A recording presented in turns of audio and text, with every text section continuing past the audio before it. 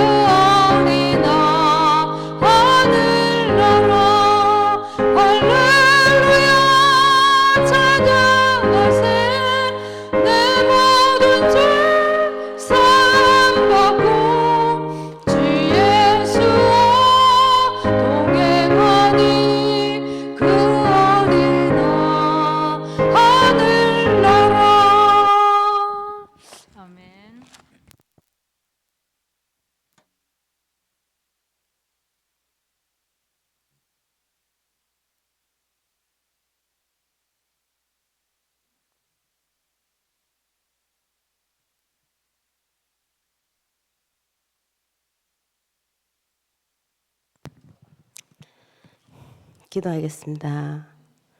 하나님 아버지 감사합니다. 하나님을 떠나 애굽에 종되었던 나를 그리스도 십자가 보혈로서 구원해 주시고 하나님 자녀 삼아 주심에 감사합니다. 애굽을 통해서 출애굽을 통해서 우리 속에 깊숙이 잠재되어 있는 숨은 문제, 불신앙의 고리를 단전시키게 하옵소서. 그래서 이스라엘 백성들처럼 불신앙에 빠지지 않게 하옵소서. 하나님 믿는 믿음으로 살아가게 하옵소서. 교회 성도들은 세상에 없어질 것과 썩어질 것에 생을 거지 말고 영원한 것, 영원한 하나님 언약을 붙잡고 살아가게 하옵소서. 우리 후대들이 7망대, 7여정, 7이정포 망대 세워 보좌의 축복과 하나님의 복음의 능력 누리며 신앙의 순례자의 이정포 따라가게 하옵소서. 수능 7월 이주원, 이예서 렘넌트 축복하사 수능을 잘 치를 수 있게 하늘의 지혜를 허락하여 주옵소서. 교회 당회와 각 공동체 축복하사 사역하시는 김성관 부목사님, 두 분의 전도사님, 사모님, 주님이 두 손들어 축복하여 주옵소서. 하나님, 우리 교회가 복음을 전달하는 성막 중심과 절개 중심, 복음을 도와주는 사람으로 신앙 배경 누리기를 원합니다. 하나님의 구례를 지키며 하나님의 분지적 언약 속으로 들어가는 한빛교회 성도들이 되게 하옵소서. 목사님을 위해 기도하고 강단의 제자, 목회자의 제자가 되게 하옵소서. 오늘 말씀 전하시는 목사님 성령의 충만함을 만변하 다하시고 성취되고 성취되는 말씀을 전하게 하옵소서. 예수 그리스도 이름으로 기도합니다. 아멘.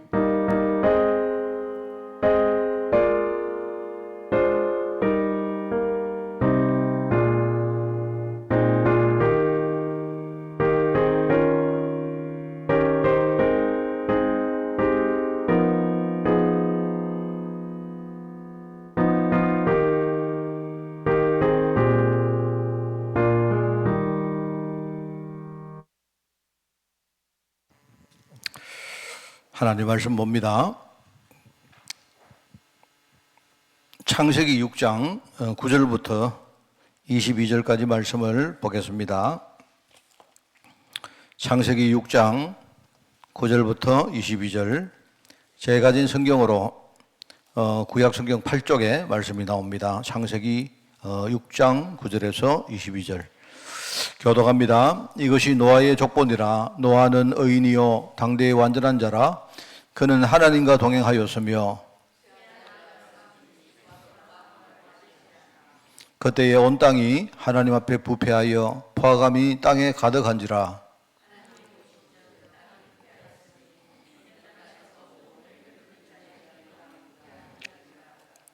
하나님이 노아에게 이르시되 모든 혈육 있는 자의 포화감이 땅에 가득하므로 그 끝날이 내 앞에 이르렀으니 내가 그들을 땅과 함께 멸하리라.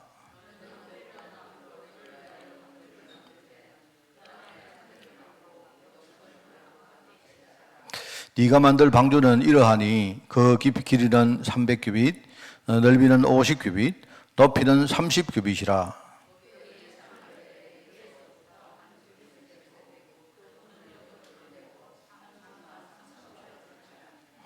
내가 홍수를 땅에 일으켜 무릇 생명의 기운이 있는 모든 육체를 천하에서 멸절하리니 땅에 있는 것들이 다 죽으리라.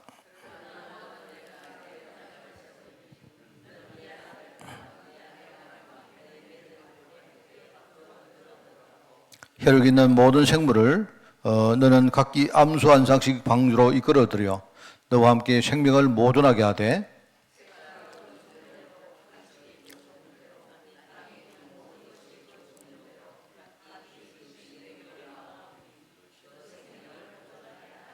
우리 두 절을 같이 읽습니다. 너는 먹을 모든 양식을 네게로 가져다가 저축하라. 이것이 너와 그들의 먹을 것이 되리라. 노아가 그와 같이 하여 하나님이 자기에게 명하신 대로 다 준행하였더라. 아멘. 자, 오늘 우리 8가 맞습니까? 방주를 만들어라. 8가 맞죠? 예, 8가 오늘 말씀 보겠습니다. 그게 보니까 성도의 사명은 노아의 사명이고 또 교회의 사명은 방주의 사명이라 할 수 있다. 그죠? 노아의 사명 그리고 교회의 사명. 그죠? 또 왜냐하면 이 땅이 반드시 멸망할 것이기 때문에 그렇다. 개인 종말과 시대 종말과 지구 종말 이거는 분명히 반드시 있을 것이고 이걸 미리 하나님은 경고하고 있기 때문에 그렇다 하는 그 말입니다. 저는 이제 우리 신앙생활 하면서 제가 정말 느낀 거, 깨달은 게 있습니다. 그게 뭐냐니까, 뭐가 중요한지, 참, 이거, 복음이 얼마나 중요한지 깨달았습니다. 사실은 복음을 몰랐던 건 아니죠, 우리가. 복음을 몰랐던 건 아닌데, 어떻게 깨달았느냐 하니까, 내 자신, 나의 근본적인 문제. 이제 이걸 사실은 보게 되니까, 이 복음을 보는 눈 자체가 좀 달라졌어요. 그죠? 그래서 우리가 정말 이 근본 문제를 보게 되었고, 이게 옛날하고 지금 많이 달라진 겁니다. 완전히 달라진 신앙생활입니다. 그래서 이제 여기서 우리가 구원받는 거 아니겠습니까? 아, 바로 복음은 그거구나. 정말 복음은 내가 지금 창세기 3장 문제 속에 하나님을 완전히 떠나 살았는데, 그런데 이 복음은 하나님이 그 문제 속에서 나를 해방시키고 나를 구원하시기 위해서 주신 바로 그 축복이구나 하는 걸 깨달았습니다. 복음을 깨닫고 나니까 제가 내 삶에 대해서 조금 이렇게 눈이 열리기 시작했습니다. 옛날에는 전부 다 불평이고 원망이고 그랬습니다. 돌아보니까 왜 내가 사실 불평할 이유가 없거든요. 그 왜냐니까 내가 나의 꿈, 나의 비전, 어떤 나의 이런 것들을 하나 만들어 놓고 뭐 살아가다가 그게 잘 안 되니까 그 다음에 불신앙하고 원망하고 이렇게 되었어요. 그러니까 이제 그 전부 다 그게 뭐냐니까 틀린 겁니다. 우리 인생의 시작은 뭐냐니까 내가 앞으로 어떤 사람이 돼야 되지? 내가 앞으로 결혼해서 어떤 가정을 만들어야 되지? 이게 아닙니다. 그죠? 하나님이 나에게 무엇을 원하시고 이 땅에 보내셨는가? 이게 우리 인생의 시작이 돼야 되거든요. 그러니까 전부 다 뭐냐니까 내가 옛날에 취업을 하고 직장을 나갈 때도 난 직장 가서 돈 많이 벌어서 어떻게 하고 어떻게 살고 그 안에는 뭐냐니까 이렇게 좀 좋은 것도 있습니다. 내가 열심히 살아서 돈도 많이 벌어서 좋은 일도 많이 하고 교회 헌금도 하고. 그런데 그거 전부 다 지나 보니까요. 그 내 생각이지 하나님의 생각이 아니었어요. 좀 심하게 말하면 하나님이 야 이놈아 내가 너보고 언제 헌금을 하더냐 이런 느낌이 드는 거예요. 나는 뭐냐니까 전부 다 내 삶에 내가 쉽게 말하면 우리가 비전이라 안 합니까? 비전을 만든 건 전부 다 그게 시작이 나였어요. 그러니까 하나님의 계획을 우리가 모르고 살아왔다. 근데 하나님 계획을 알고 나니까 뭐죠? 내 삶을 보는 눈이 달라지는 겁니다. 복음도 옛날에 복음을 알았죠. 그런데 그 복음은 천지 나하고가 관계없는 복음. 그냥 그리스도 이러면요. 그냥 나하고 전혀 관계없어요. 사실은요. 삶은 뭐냐니까 이것도 완전히 뭡니까? 시작이 나로부터 시작되어진 삶. 이걸 사실은요. 제가 알았습니다. 조금 눈 떴습니다. 여기서 굉장히 많은 이쪽에 개혁이 일어났어요. 저 같은 경우에 삶을 이렇게 처음부터 다시 시작하는 그런 마음 가지고 내가 이렇게 했단 말입니다. 참 힘들었죠.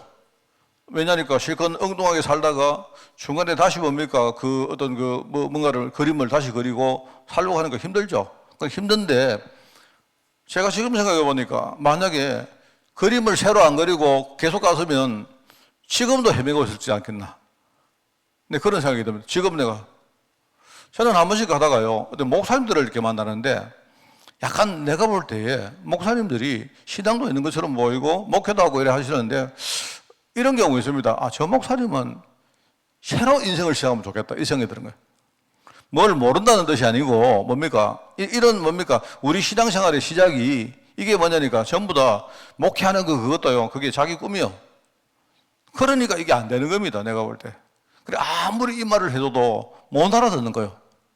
나 하나님 믿고 자기는 하나님의 뜻이라 생각하고 왔는데 내가 볼 때는 그 자기 뜻이요. 그 자기 뜻인데 하나님이 나를 목회자로 세운 게 하나님 뜻이다 이렇게 스스로 만들어 놓은 것 같아요. 그러니까 막 헤매고 있는 거죠. 그럼 만약에 이 좀 젊은 우리 목사님 같으면 괜찮지만 연세가 예컨대요 한 50대 60대 이래 되면요 내가 볼 때 얼마나 비겁합니까? 평생 뭐냐니까 이거요. 그냥 이렇게 좀 뭔가 모르고 계속 헤매다가 그렇게 인생 끝내는 겁니다. 저는 이거를 봤는데요. 여기서 어마어마한 치유를 받았어요. 저는. 그리고 이제 이렇게 되니까 그 다음에 제가 보게 된 게 우리 신앙생활입니다. 신앙생활은 옛날에 우리 전부 안 그렇습니까? 내가 목사니까 해야 되고, 내가 장로니까 해야 되고, 다 그런 거 아닙니까? 또 어떤 사람은 이거 하면 복 많이 받고, 이런 거 아닙니까? 신앙생활은요, 엄청난 축복이거든요, 이게. 저는 신앙생활을 이렇게 보면서, 그냥 이렇습니다. 나는 우리 후대들이 이렇게 가서 누가 봐도, 참 믿음 좋다. 그 믿음이 뭔지는 잘 모르지만, 참 저 사람은 진짜 하나님 믿는구나. 나 이런 어떤 생각이 들 수 있는 사람이면 참 좋을 것 같아요. 만약 우리 후대들이 교회를 떠나서 나중에 어디 서울을 가든지 어디 가서 다른 교회를 나는데, 저 친구는 보니까 참 신앙 좋다. 이제 이런 어떤 느낌이 들 정도로 이런 제자들이 일어나면 좋겠다는 생각이 들어요. 그래서 옛날 우리가 초기에 들었던 메시지 아니겠습니까? 초기. 지금은 그런 메시지 전혀 안 나오지만 옛날에는 유 목사님 옛날 그런 메시지 안 했습니까? 어떤 사람이 막 교회를 갔는데요. 교회가 맨날 싸우고 이렇게 막 하더라는 겁니다. 그래서 그래서 그 사람이 어느 날 목사님을 찾아가서 목사님, 이 근처에 혹시 하나님 믿는 목사님 혹시 소개해 줄 분 계십니까? 이렇게 말했다는 거. 여러분 그 기억납니까? 예. 그 내가 볼 때 전도도 하고 뭐 많이 하는데 내가 볼 때요, 뭐 2, 3, 7 나라도 하고 하는데 하나님 안 믿는 것 같으면 그거는 아니잖아요. 이게 사실은요, 굉장히 중요한 겁니다, 여러분. 우리가 하나님을 믿으면 어떻게 되느냐. 저는 이게 확신해요. 내가 하나님을 제대로 믿기만 하면 또 내가 하나님을 믿으면 하나님이 뭡니까? 나에게 전도와 또 선교와 이런 축복을 주실 테이고 이게요, 잘하고 못하고가 문제가 아닌 거예요. 내가 정말로 하나님을 믿으며 그 축복을 누리고 있으면요, 어느 날 우리 자녀들이, 우리 후대들이 축복받는 걸 봐요. 이게 얼마나 큰 건지 몰라요. 이걸 얼마 옛날에 몰랐습니다.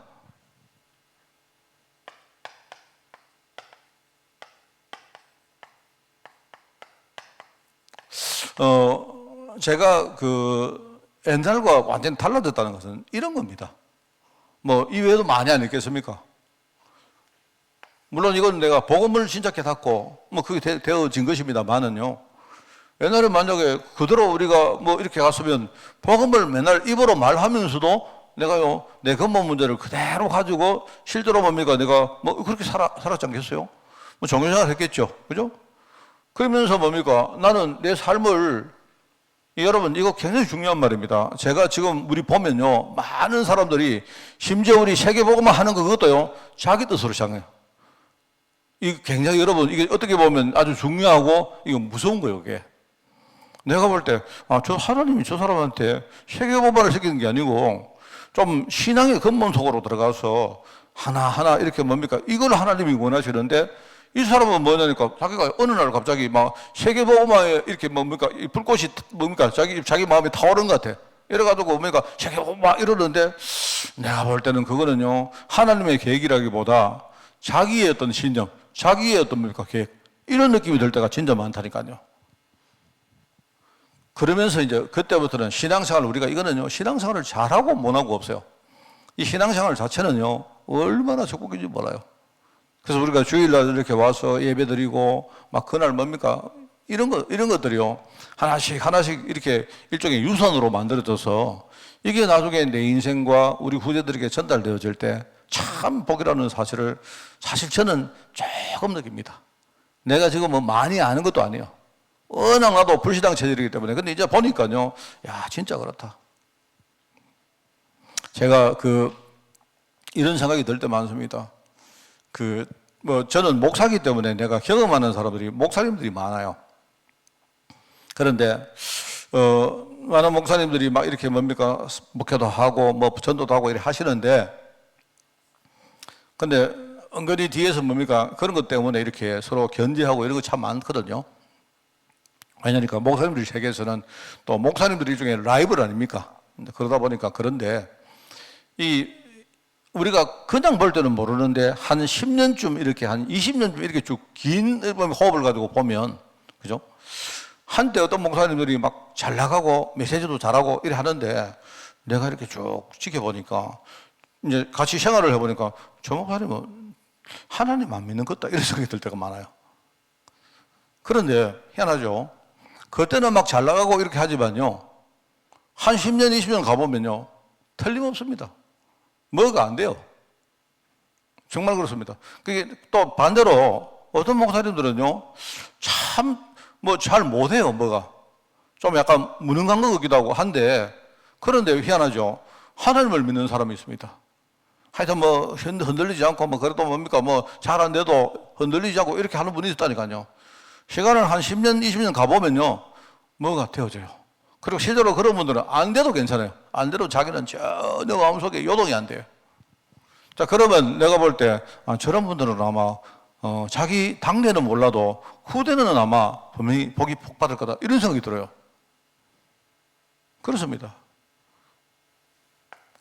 그래서 참, 그런 것들 많이 봅니다. 그래서 제가 최근에도 그런 경험을 했는데요. 이렇게 뭡니까? 옛날에 막, 뭐, 본부에서도 일하고 막 잘한다고 막 하던 사람인데, 내가 볼 때 지금은 뭐 해외도 나갔다가 선교사로 나갔다가 막 온 데 댕기면 다 하는데, 이 사람은 조금만 뭐 하면요, 약간, 그래, 내가 이렇게 가만히 이렇게 속으로만 생각하죠. 참, 뭘 이렇게 하려고 하지 말고, 하나님을 좀 믿으면 좋겠다. 이런 생각이 들어요. 근데 그런 사람들이 많이 보면 어떻게 하는가 하면요. 다 현장에 나가도 산업인이다. 저 사람 좀 돈 좀 있다. 뭐가 좀 된다. 이러면요. 가서 막 그 안에 막 뭘 합니다. 하는데 내가 볼 때, 왜 저럴까? 그냥 가만히 그냥 하나님 믿고 그냥 편안한 마음으로 복음 전가하면 될 낀데 이런 생각이 들거든요. 그런데 자기 인생이 안 돼요. 그래서 제가 최근에도 어떤 목사님이 옛날에 막 우리 교회도 막 이렇게 뭡니까? 그런 목사님이 한 명 와가지고 막 들쑤시길래 내가 사실 어느 날부터 막 뭐하러 할 때 내가 듣고는 들은 척도 안 하고 내가 이렇게 있었거든요. 그러니까 이 사람이 어느 날 기분이 나쁜가. 나가서 막 누구한테 막 나를 뒤에서 뭐 욕을 하고 돌았다. 그래서 내가 들어보니까 약간 좀 기분이 좀 안 좋더라고요. 안 좋은데. 그럼 왜냐니까 그 사람이 옛날에 막 우리 교회 오면요. 우리 교회 사람인들이 있으면 막 찾아가가지고 또 뭐 하고 막 이래요.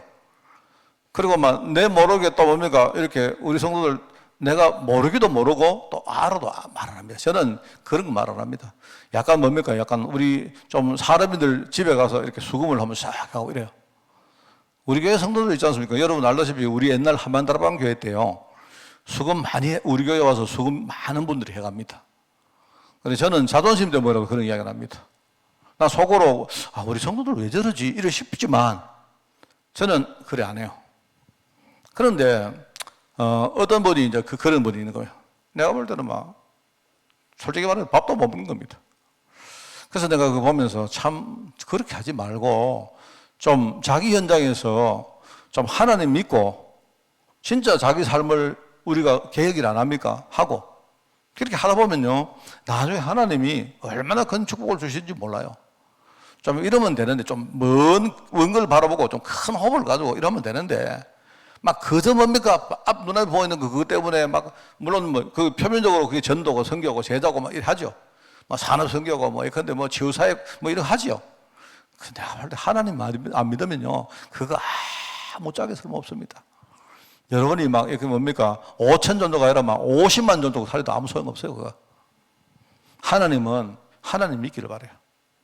그래서 오늘 우리 방주를 만들어 할 때 난 여러분들이 방주를 열심히 만들지 마시기 바랍니다. 방주를 만든다는 말은 우리 안에 믿음이라는 방주를 만드는 거예요. 내가 그 말을 먼저 여러분에게 해드리려고 하는 겁니다. 우리 메시지가 여러분이 방주 만들어야 된다. 우리 현장에 뭡니까? 여러분이 현장에 방주라는 망대를 우리가 가는 데마다 열심히 세워야 된다. 아닙니다. 내 안에 방주를 먼저 만드세요. 그 이야기를 하는 겁니다. 그래서 멸망받는 이유가 뭐냐? 나오죠. 여기에 불신앙 시대다. 이게 이 불신앙 시대란 말은요. 이 시대가 원래 불신앙 시대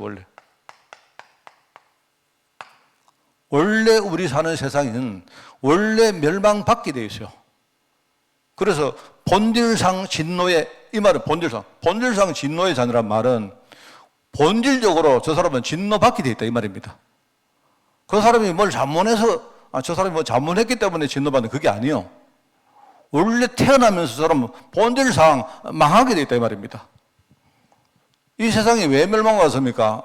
죄가 많아서 그렇습니까? 아닙니다. 이 세상이 만들어질 때, 지금 세상이 만들어질 때 태생부터 뭡니까? 망하도록 그렇게 만들어졌어요. 여러분 그걸 아셔야 됩니다. 창세기 3장 이후에 뭡니까? 그 뒤에 오고 오는 모든 세상은요. 본질적으로 원래부터 뭡니까? 망할 수밖에 없는 세상이에요. 그걸 가지고 불신앙 시대라 말합니다.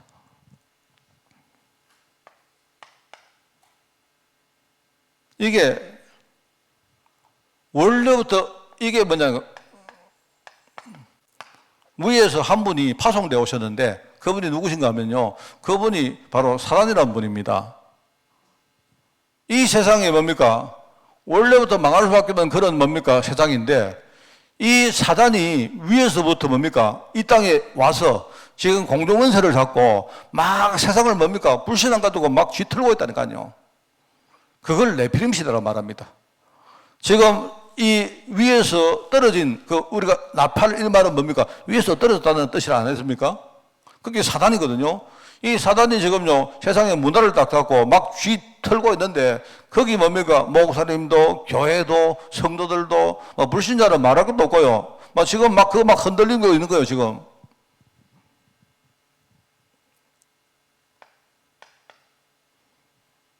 그러다 보니까 우리가 뭘 남기느냐? 이런 세상에 살다가 보니까요, 사람들이 뭡니까? 그 안에 늘 부실하게 그걸 문화로 만들어가지고 이 문화를 뭡니까? 우리 후대에게 계속 뭡니까? 남기고 있는 겁니다, 이게. 그게 바로 이 죄악시대다. 그러니까 세상이 멸망하는 이유는 뭐냐니까 원래부터 망하게 돼 있어요. 요한 번연이 세상을 뭐라고 한 줄 아십니까? 요한 번연이 이 세상을요, 이 철로 역정에 보면, 철로 역정이란 말은요, 어떤 성도가 철로, 이 말은요, 천이 뭡니까? 하늘천, 길로. 그러니까 하늘길로 가는 그 사이에 일어나는 많은 여정. 그죠? 그거를 철로 역정이라고 말하는 거예요. 근데 거기 보면 뭐라고 나오느냐. 거기 이제 이걸 내가 볼 때 이거는요, 그 철로 역정 그 뭡니까? 그거를 이게 우리나라 말로 옮겼죠. 우리나라 말로 옮겼는데, 우리나라 말로 번역을 할 때 이 세상을 가지고 장망성이라 해서 장망성. 그러니까 그는 한자로 그냥 한자 내지는 뭐냐니까 이렇게 뭡니까? 앞 글자를 따가지고 옮긴 거죠. 그 장망성이 뭐냐? 장차, 장래. 반드시 망할 성이다, 이 말입니다. 거기 철로 역정에 보면 그것도, 원래 세상은요, 망하도록 돼 있어요. 특별히 이제는요, 죄를 안 져도 돼요. 왜? 상태 자체가 하늘을 떠난 상태이기 때문에 그냥 그대로 놔두면요, 망해요. 그냥 망하는 게 너무 당연해요. 그런데 그 망하는 세상에 사단이 와가지고 막 공동원세를 하고 막 쥐어 넣습니다. 그러다 보니까 사람들이 그 속에서요, 막 맨날 죄 짓고 맨날 그래 하다가 이 죄에 대한 이 문화를 그냥 우리 후대에게 그냥 놔두고 물려주고 가는 거예요. 그러니까 이거는 내가 볼 때 이거는 안 망하면 이상하지. 세상은 여기 안 나옵니까? 개인도 망하게 되고 우리 끝 옵니다. 근데 마지막이 축복이 아니고 망하는 거라니까요. 멸망이라니까, 멸망. 그런데 하나님께서 여기에 중요한 구원의 사람,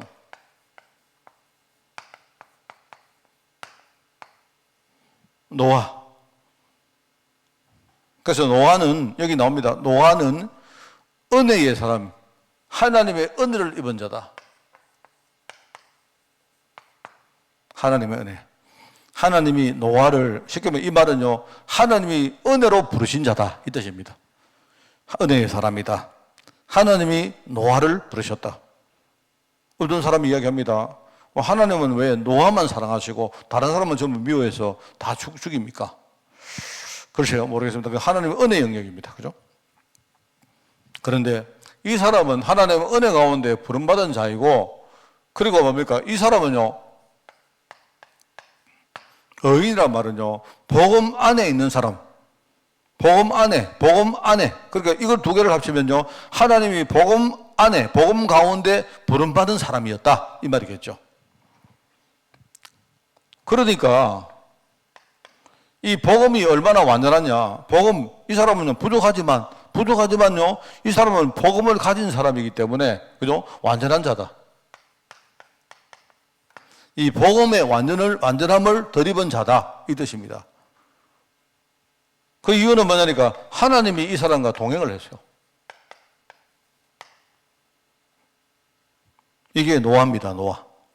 그래 6장에 나오는 내용들입니다. 노아는 은혜의 사람이고 의인이고 이것이 완전한 자이고, 그리고 하나님이 이 노아와 동행하셨다 하는 그 말입니다.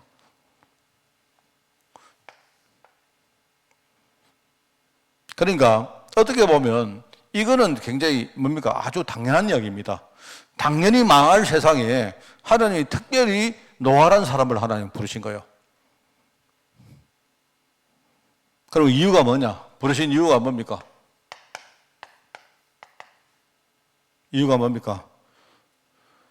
이유는 순서를 좀 바꾸면요, 하나님이 이 노아 개인을 살리기 위해서 부른 겁니다. 제가 그 생각해 봤습니다. 노아가 방주를 만들어 놓고, 그죠? 지가 실컷 이야기해놓고요. 이제 나중에 홍수가 왔을 때, 야, 너희들 전부 다 들어가서 살아라 하고는요. 자기가 안 타면 어떻게 됩니까? 노아는 못 사는 겁니다. 맞잖아요. 내가 볼 때 하나님이 제일 먼저 방주를 만들 때 우리는 자꾸 뭡니까? 우리는 자꾸 생각이 여러분 이게 맞긴 맞는데 우리는 자꾸요. 먼저 방주를 만들 때 하나님이 노아가 다른 사람 살리기 위해서 만들었는데 맞긴 맞습니다. 맞는데 제일 시작은 뭐냐? 노아야, 니부터 살아라. 노아가 아무리 믿음 좋아도 노아가 아무리 믿음 좋고 뭡니까? 하나님 말씀에 순종을 잘해도요. 노아가 방주 안 타면요. 소용없는 거 아닙니까? 맞잖아요. 노아가 만약에요. 탁 만들어 놓고, 아, 하나님이 내가 이때까지 이렇게 하나님께 순종했기 때문에 나는 방주 안 타도 하나님이 나 살리겠지 이러고, 아이고, 저 가깝한데 저기 내 못 타겠다. 안 타면 노아 죽는 거죠. 안 그렇습니까? 그리고 항상 하나님은요, 우리 개인을 구원하신다.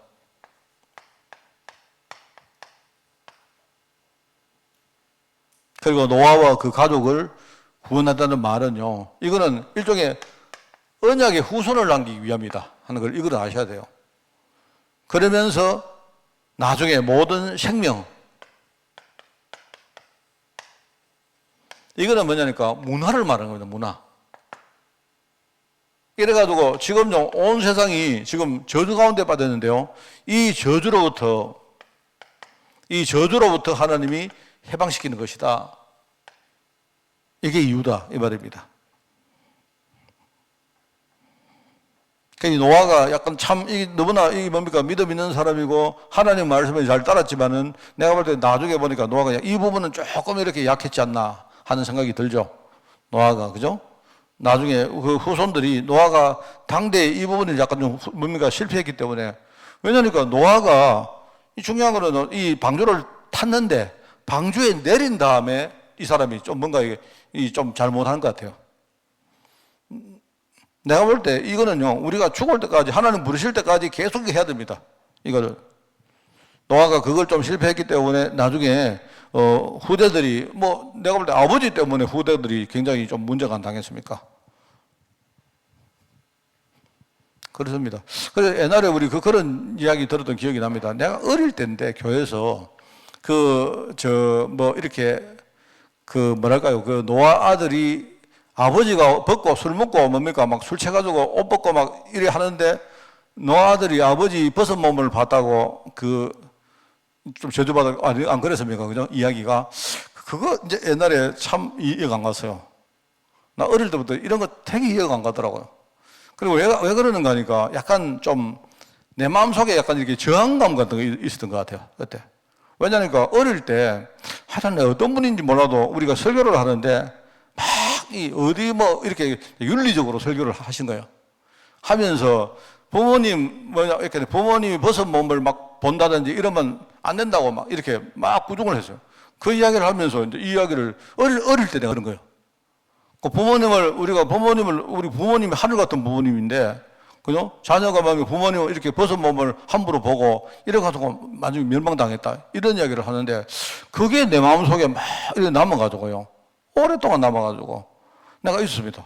그런데 한편으로 되게 그런가 싶기도 하고 또 한편으로는요 막 거부반응이 생기는 겁니다. 왜? 저희 아버지가 노아가 술 먹고 막 깽판 치고 있었는데 그럼 어떡합니까?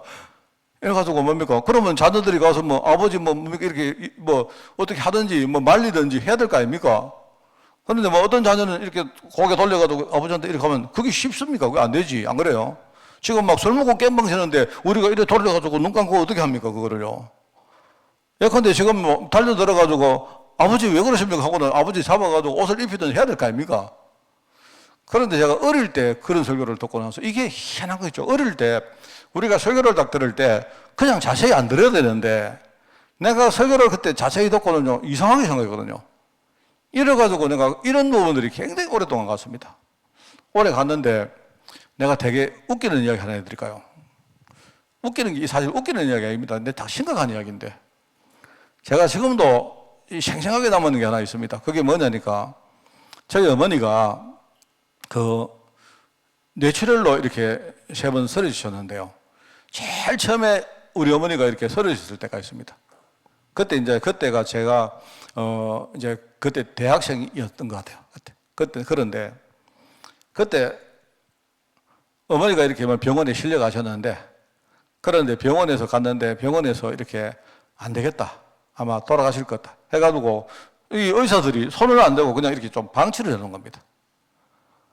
그런데 그때 이제 우리 지금 소천한 우리 둘째 누님이 그때 막 우리 누님은 막 어떻게 하든지 우리 어머니 살려야 된다 이래가지고 막 병원에 오셨어요.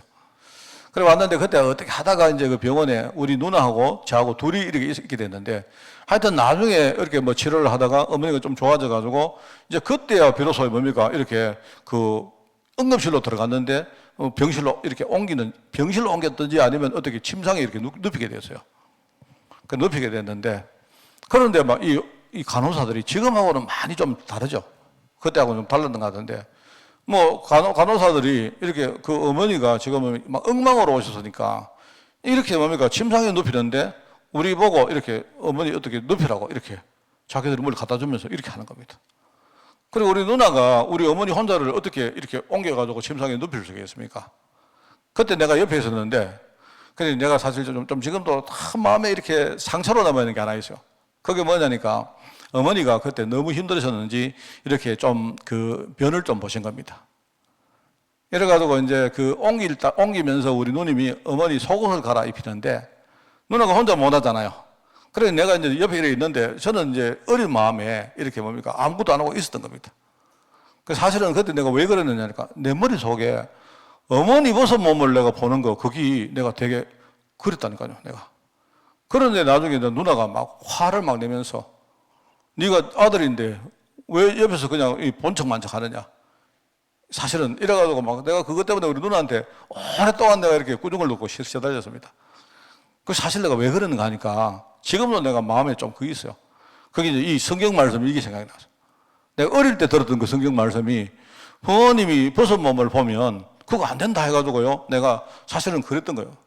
근데 누나는 약간 이렇게 뭡니까? 약간 그 오해를 해가지고 어머니가 이렇게 좀, 변을 보시고 이러니까 내가 어머니 더럽다고 이래가지고 막 그것 때문에 막 나한테 막 나중에 혼을 내고 막 이래서 내가 되게 그때 우중을 들었습니다. 그래서 속으로 내가 그거 아닌데, 씨.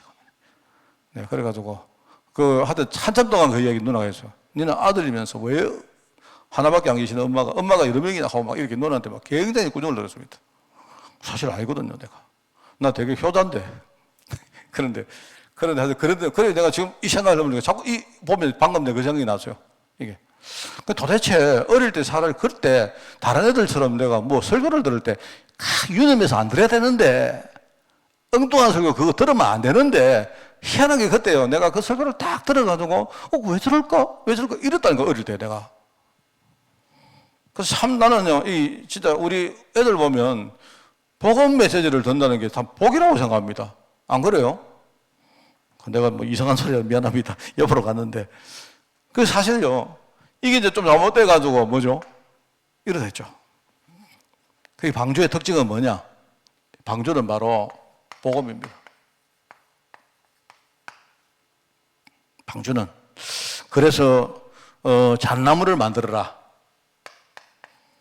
여러분, 이 잣나무란 말은 아마, 구원의 완전성, 복음의 완전성을 말하는 걸 거예요. 아마 이 시대에 나무 가운데 가장 아마 좀 뭡니까? 단단하고, 가장 뭡니까? 뭔가 영구적이면서도, 그죠?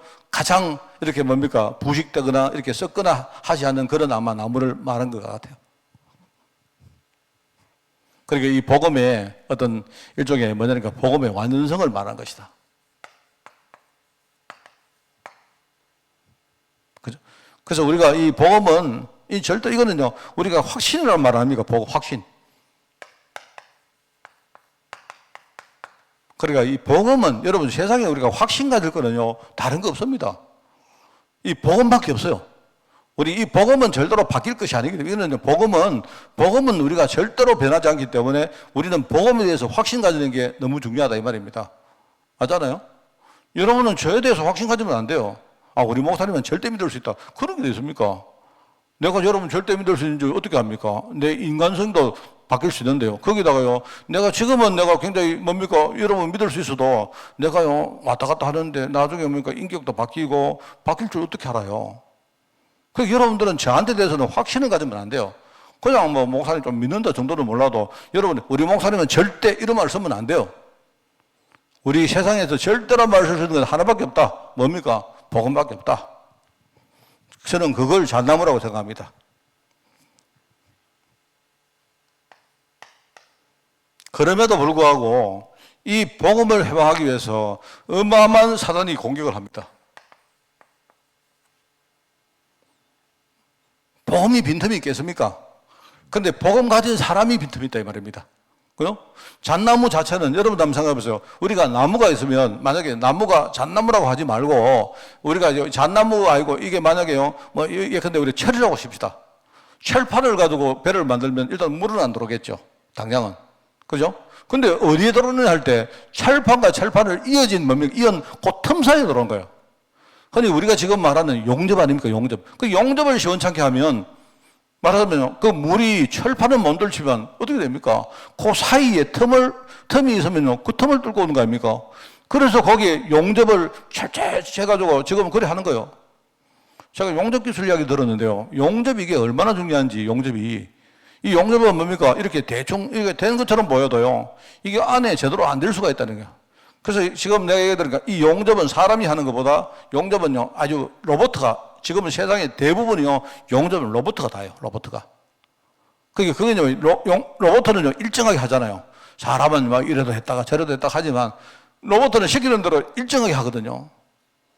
일정하게 뭐냐니까, 그거는 뭐냐니까, 이 복음을 가진 우리 사이에 틈이 많으니까 사단이 계속 뭡니까? 복음 속이고, 그죠? 복음 우리가 희미하게 만들고, 우리가 복음 제대로 뭡니까? 이걸 우리가 뭡니까? 이렇게 적용하지 못하게 만들고, 그죠? 우리가 하고 또 뭡니까? 복음 전달하지 못하게 만들고, 이래 할 거 아닙니까? 그래서 역청을 발라라 하는 그 말이죠. 사단은 복음을 못 이깁니다. 절대로 못 이깁니다. 복음을 못 이기는데, 복음을 가지고 있는 우리가 가진 틈, 이걸로 쑤시고 들어오는 거예요. 그래서 복음은 아주 보편적이다. 보편성이다. 누구든지 복음 안에 들어오는 사람은 전부 다 산다. 그렇습니다. 그게. 여기 이제 시안이라는 거는요, 이거는 복음이 시안이 있는 게 아니고요.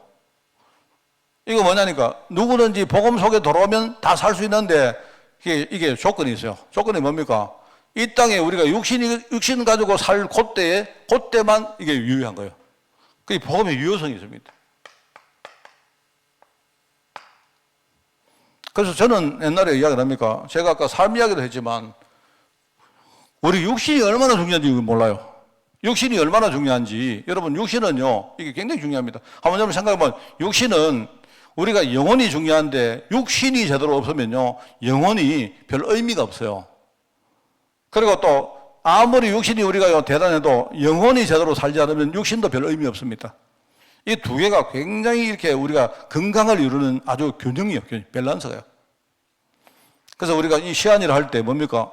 우리가 이 땅에 육신을 가지고 있을 그때, 그 하나님은 뭐냐니까, 우리가 복음을 받아들일 때는요, 복음은 하나님 우리 인격을 가지고 받아들인 거예요. 그러니까 우리 인격을 가져가요. 근데 우리 육신이 없으면 인격이 없죠. 그래서 우리가 인격의 하나님께서 우리에게 복음을 주셨는데, 이게 뭐냐? 우리가 인격을 가지고 복음을 가지고 받아들일 그때만 이게 유효한 거예요. 저는 그걸 알았고요. 그리고 내가, 그거 보니까 참 중요해요. 항상 이야기해줍니다만, 여러분들, 우리가 예배 드릴 때 여러분 영혼으로 예배 드립니까? 아니요. 영혼으로 예배 드리는 게 아니라니까요. 우리 영혼을 영혼을 이렇게 열어주는 기능을 뭐가 하느냐? 우리 육신이에요. 우리의 마음과 생각과 여러분의 말과 이런 것들이 전부 다 육신 아닙니까? 육신. 그죠? 그리고 강단의 말씀도 이게 육신의 말입니다. 육신의 우리 글자, 이게 말, 언어, 단어, 이게 전부 다 육신이잖아요. 안 그래요? 근데 우리는 뭐냐니까, 육신을 통해서 우리가 영이 깨닫게 되고 열리는 거예요. 이거 얼마나 중요한지 모릅니다. 그래서 여러분이 몸이 아프면 예배 못 합니다. 이건 틀림없습니다. 몸이 아픈데 무슨 예배가 됩니까? 여러분, 몸이 아프면요, 일단은 말씀에 집중이 안 돼요. 여러분, 몸이 아프면요, 맨날 엄한 생각, 자꾸 우리가 마음이 굉장히 흐트러집니다. 저는 생각할 때, 육신 이거 참 중요하다. 그래서 좀 어릴 때부터 육신이 어떤 것인지 이 가치가 어떤 건지 이거 진짜 알고 애들이 뭡니까? 우리가 막 기도하면서 호흡하고 운동하고 얼마나 중요한지 몰라요. 제가 그렇습니다. 제가 주일날 밥 먹다가 그러시더라고요. 우리 밥 먹는데 옆에 내가 우리 김경규 장로님 계셨는데요. 김 장로님이 목사님 뭐 아파가지고 이러시는 거예요. 그러니까 이제 일을 좀 열심히 하셨다 아닙니까, 그죠? 이랬는데 이제 김 장로님하고 이야기를 좀 하다 보니까 김 장로님이 아직까지 환갑이 안 돼가지고 목사님 나도 요새 보니까 이제 목사님 김 장로님이 보니까 한 2년 후에 환갑인데 자기도 이제 나도 목사님처럼 환갑잔치 해야 되겠습니다 이러더라고요. 그 이유가 여러 가지가 있습니다. 이유가 있는데 그게 뭔 말인가 하면요. 김 장로님도 내처럼 완전히 뭡니까? 완전히 채무 불이행자거든요. 그러니까 김 장로님도 이제 이거 해결해 간다. 옛날에 내가 갑니까? 이제 이 뭐 다 끝나면 내가 환갑잔치 한다. 그 말은 내가 옛날 과거 인생에서 나 완전히 내가 해방되어서 이제는 진짜 모든 거 해결됐다. 이 말을 했잖아요. 그러니까 김 장로님도 그거 따라 하는 겁니다. 목사님 저도 한 2년쯤 후에 환갑잔치 해야 되겠습니다. 아, 그래요? 그래, 내가 왜 그러는가 하니까, 목사님, 내가 좀 일 좀 그만하시라고 이러니까, 아직까지 갚아야 될 돈이 많아가. 이러면서 뭡니까, 목사님 한 2, 3년 바짝 해가지고 다 문제 해결하고, 그때 이제 좀 적게 하겠다, 이 뜻입니다. 그래가지고 막 하는데 그 앞에 이제 이종호 장로님이 앉아 계시거든요. 이종호 장로님이 갑자기, 나는 더 아픈데 젊은 사람이 내 앞에서 막 아프다 한다고 막 뭐라 가시는 거예요. 이종 장로님이 장로님이 나도 지금 아픈데 아침에 일하고 아픈데 나는 그래도 교회 와서 아픈 척 안 하는데 젊은 사람이 왜 아픈 척 하느냐 이제 이 이야기 나는 내가 더 아프다 이 이야기 하시는 거예요. 내가 옆에서 쭉 듣고 있는데 그래서 내가 이제 그 이야기 하시는데 이 장로님이 갑자기 그 이야기를 듣더니만 더 아픈 척을 막 하는 겁니다. 온데도 아프죠.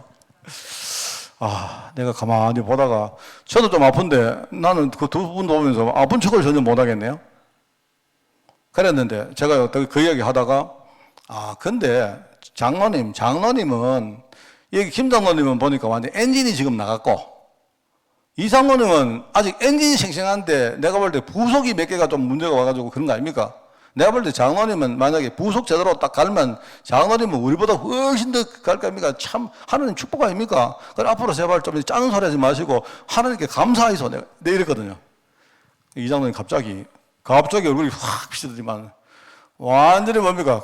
나는 이래봬도 갑자기 말씀이 달라지는 거예요. 말씀이. 내가 이래봬도 하루에 내가 얼마나 일을 많이 하고 막 이러시는 거예요. 내가 속으로. 그랬습니다. 그래서 내가 그게 보면서 정말 안 그렇습니까?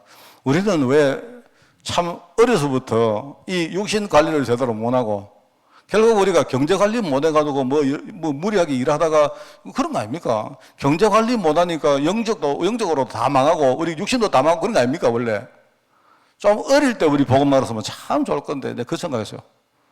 그러니까 맨날 앉아가지고 처음에는 뭡니까? 누가 더 아픈가 막 이야기하다가 나중에는 뭡니까?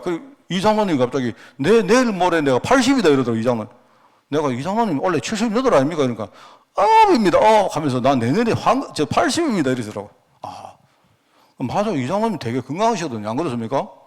이 장로님이 내년에 80인데 그래도 지금요 내가 볼 때 허리가 좀 아프고 무릎이 아파 그렇죠. 다른 데는 굉장히 건강하거든요. 그래서 내가 그거 보면서 참 뽐봐야 되겠다 생각이 들어요. 내가 되게 부끄러운 거 있죠. 그래서 내가 좀 그러시더면 이 장로님이 나보고 목사님도 아직 젊은데 왜 자꾸 맨날 아프다 합니까? 막 조금 전에 이 장로님이 자기가 더 아프다 그 얘기 하시는 거 있죠. 그래서 내가 그거 보면서 우리는 전부 다 이런 수준이구나 그 생각을 이번 주일날 내가 식당에서 했습니다. 그거 알겠죠? 우리가 참 중요합니다. 우리 복음의 특징은 그것이다. 그래서 우리 결론을 한번 이야기해 보겠습니다. 지금까지 이 사실이 이해되지 않으면 정말 이게 이해 안 되면 우리가 기도 안 될 것이고 내가 볼 때 기도해도 별 응답 없을 것입니다. 반대로 말하면 우리가 좀 많은 거 실패했지만 어느 날 우리가 진짜 복음 깨닫고 나는 여러분들이 복음을 자꾸 이렇게 수상적으로 생각하지 마시기 바라요. 여러분 복음 알아서면 여러분 인생에 대해서 하나님께 질문을 많이 해보십시오. 그러니까 여러분이 모든 것은 뭐냐? 하나님 계획이 뭔가? 하나님이 왜 나를 이 땅에 보냈고, 하나님이 왜 내게 이렇게 이런 자리에 허락했고, 하나님이 왜 나에게 이렇게 실패를 줬고, 이런 것을 자꾸 하나님 입장에서 물어봐요. 그러면 많은 것 깨닫습니다. 그러면 여러분이 그때부터 또 복음 붙들고 또 실험하고 하는 거예요. 이렇게 하면요, 그 과정 통해서 이 신앙생활이 결국은 뭐냐니까 여러분 자신을 굉장히 많이 살립니다. 항상 기빼라, 쉬지 말고 기도해. 이게 뭐 말입니까? 여러분 먼저 살으라는 거 아닙니까? 그 말 아닙니까? 그게 바로 그리스도 예수 안에서 너희를 향하신 하나님의 뜻이라고 하잖아요. 그럼 그 나중에 그게요, 우리 교회도 살고 우리 교회 안에 후대들도 살고 이렇게 되는 겁니다, 여러분. 그래서 주님은 이것 때문에 오셨다. 그죠? 이것 외에 방법이 없다. 제가 볼 때 이거는 진짜 아멘입니다. 그리고 복음은 열매가 있든 없든 이 복음은요, 내아에게 먼저 전거돼야 되고, 이게 전자 우리 나를 통해서 우리 많은 사람들에게 전거되고 그렇습니다. 자, 그래서 항상 메시지 흐름을 여러분이 놓치지 마시고, 저는 항상 7가지 생각합니다. 메시지 흐름을 내가 절대 놓치지 말고, 그리고 두 번째는 뭐냐, 그걸 나의 메시지를 그 안에서 찾아야 되고, 이 중요하거든요. 메시지 흐름을 여러분이 쭉, 이 흐름이란 말이 굉장히 중요합니다. 나의 메시지를 절대로 놓치지 말고, 그리고 세 번째는 6일 동안 내가 그 메시지 붙들고 내가 살아가는 겁니다. 그러면 현장에 여러분이 이걸 증거할 수 있는 많은 뭡니까? 그런 어떤 그 공간들이 만들어져요. 그러면 거기서 여러분이 포럼이든 뭐 여러분이 뭐 전도든 뭐 증거든 하는 겁니다. 그냥 여러분이 뭐 억지로 하지 말고 있는 그대로 하면 돼요. 그러면 제자가 여러분에게 붙게 됩니다. 반드시 그렇습니다. 그러면 여러분이 제자를 내가 잘났고 저 사람을 가르친다 이 생각하지 마시고, 하나님이 저 사람과 내가 함께 복음을 누리라고 붙인 그건 뭡니까? 동력자라고 생각하시고 그 사람과 함께 뭡니까? 여러분이 제자 포럼을 또 하는 거예요. 그러면 됩니다. 그러면은 나중에 지역 살리는 응답들이 나오고, 그죠? 이런 걸 통해서 내 자신이 성장하고 많은 것들을 응답을 받아간다는 사실을 여러분이 알게 돼요.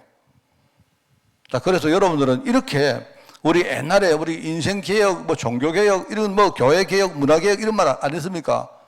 이거 여러분 정말로 생각하시고 우리 신앙생활 전체를요, 한번 되짚어보는 그런 축복이 우리 여러분들에게 있기를 바랍니다. 하나님 아버지 감사합니다. 하나님이 노아를 부르시고 방주를 만드신 그 이유를 깨닫게 하시니 감사를 드립니다. 지금 이 땅에 많은 사람들이 정말 복음을 모르고 정말 멸망 가운데 살아가는데, 하나님 우리에게 이 복음에 대한 유일성을 깨닫게 하시고 그 복음을 증거할 수 있는 자리에 저희들을 세워주시니 너무 감사를 드립니다. 우리가 노아처럼 하나님께 부름받은 자가 되어지고 이 복음의 분명한 확신을 가지고 현장에서 정말 믿음 가지고 하나님을 섬기며 정말 복음을 증거하는 그 사실을 우리가 많은 자들에게 우리가 확인할 수 있도록 주님이 축복하여 주옵소서. 우리 인생이 하나님의 뜻 가운데 있음을 진짜 알고 그 안에서 정말 이 축복을 누리며 우리 후대들에게 남은 인생 이 사실을 유산으로 만들어 주기를 원합니다. 하나님 이 시간 축복하시고 메시지 듣고 은혜 받은 모든 주의 종들에게 하나님의 성령으로 역사해 주옵소서. 감사드리며 예수님의 이름으로 기도드리옵나이다. 아멘.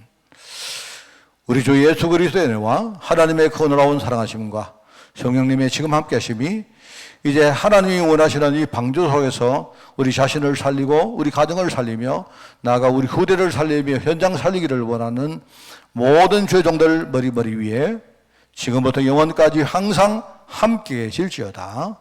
아멘.